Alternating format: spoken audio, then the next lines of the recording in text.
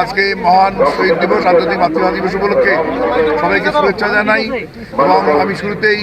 রংপুর সদর উপজেলাবাসীকে আসনের লোকদেরকে ধন্যবাদ জানাই আমাকে বিপুলভাবে তাদের জনপ্রতিনিধি হিসেবে নির্বাচন করার জন্য।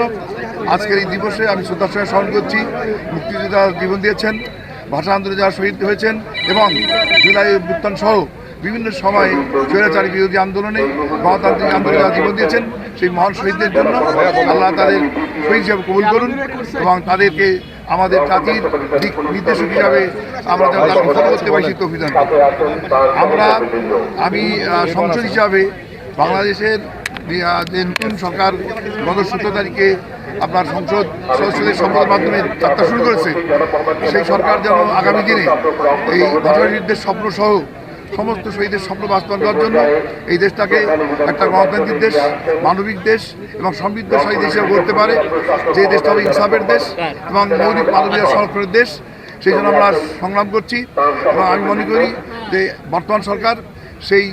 দেশ গড়ার জন্য সামনে পদক্ষেপ নেবে এবং এগিয়ে যাবে।